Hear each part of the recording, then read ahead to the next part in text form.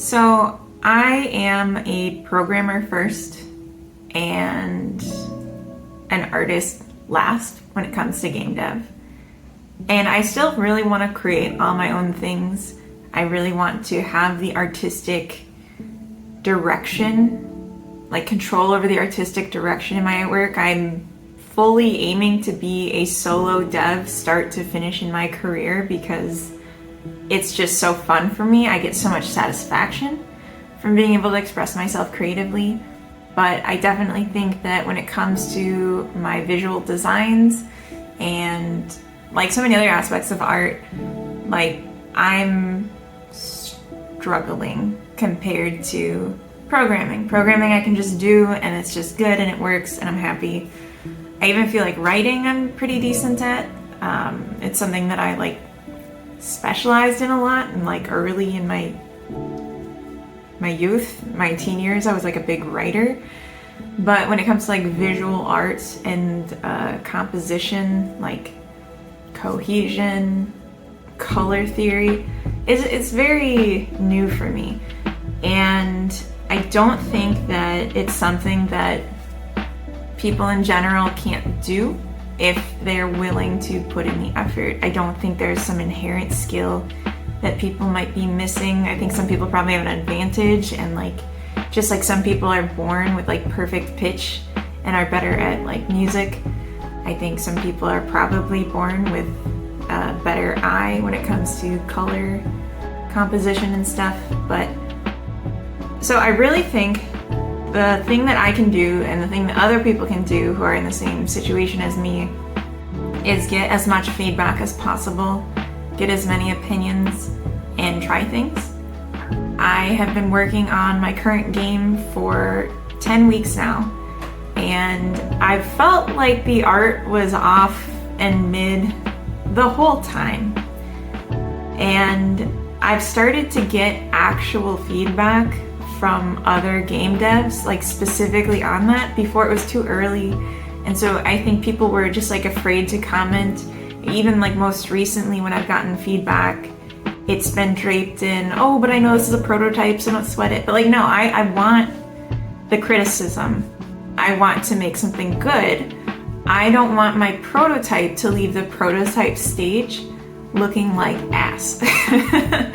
So, feedback is amazing for that. I got some this morning that I'm super excited to implement and play with now because it just kind of opened my eyes. This happens every time. Like when I was working on Chicken Chasers, I got some feedback that just like opened my eyes and blew my mind. And once it's like people mention things, I can see it too.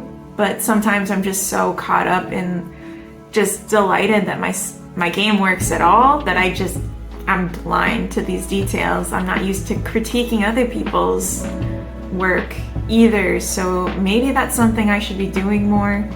Maybe just watching critiques like other YouTube channels, I'm sure, and streams do art critique and give feedback. And if I just watch that and listen to what they're saying about other people's work, maybe I could look for those same things in my own and give my own critiques better.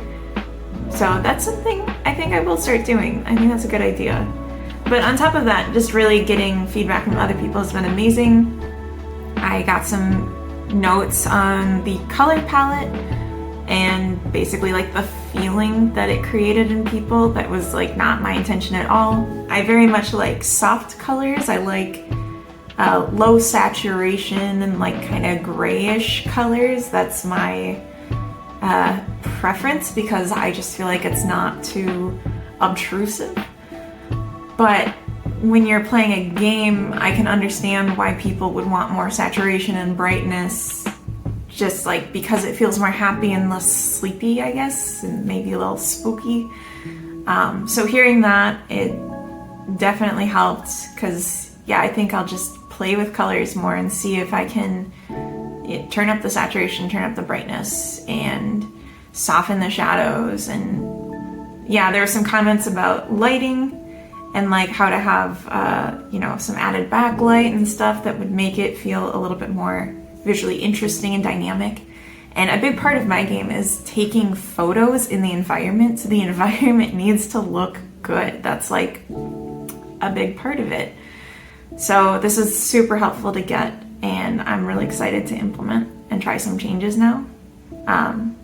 Also on a similar note, I was playing with audio this morning. I was playing with setting up a new soundtrack for my game because I had some music that I put in on the first iteration. It's evolved a few times, the genre, the flavor, everything about the game. And so I took out the old music as part of my refactoring, and I decided to try out some new stuff that I think fits a lot better. It's some of the music that I've been using in my videos, my updates. I do like a weekly devlog update of how my game is developing, progressing. And it's like the music I've been leaning towards lately that's more lo-fi and just kind of peaceful but upbeat, I would say. So I brought some of that in, and it's sounding a lot better. Got the audio balance right, I think. I think it's really good. So yeah, I am still, like, I want to finish my prototype in the sense of getting it functional and complete. But I think getting it visually, like getting the color palette and getting the visual style how I want, is also gonna be something that I want to figure out before I do a big content push and make like a bunch of assets to add like depth to the game. So figuring that out early is good and really part of the prototype. At least for the type of games I like and the one that I'm trying to make now, it's not really talked about a lot. Usually when people talk about a prototype, they're talking about a proof of concept of if the game mechanics are fun, or a prototype in the technical sense, like, am I capable of making these systems that are like a certain level of complexity? But there's also visual prototypes, and I think that's ignored a lot because I guess most game devs are programmers like me. But yeah, there's this thing, a visual prototype, where you're just making a small scene that's completely non-functional. That's just like the visual style, and you're just experimenting with that and doing tweaks until you get like a screenshot of what you want your game to look like, and you share that with people, like a post on social media, and see what the response is, or you send it to your friends or whoever you would normally have playtest a prototype, a proof of concept. You would send like this art and see what they think of that. And I think that's something I want to push for. I'm gonna focus, as I said, on getting the refactoring done and improving the performance, but then I'm gonna also do some work on getting it beautiful, as best I can at least, and doing iteration, getting more feedback, and studying this a little bit more myself, trying not to bother people as much as possible before I go on a big content push. And I think that would be really good for also, I know we talked about this, I talked about this in an earlier video, the communities of just gamers that don't have the experience with doing game development. They're expecting a certain amount of polish. And so if I want to get feedback from them on the gameplay for a prototype, I need some more content still for it to really be a good thing to judge. But also if I can get it visually prototyped the way I want, I think that's going to get more people interested in even trying it out. So I think that's all going to be good. I'm feeling good about it. I'm excited to work on it. I just have so much I want to do all the time.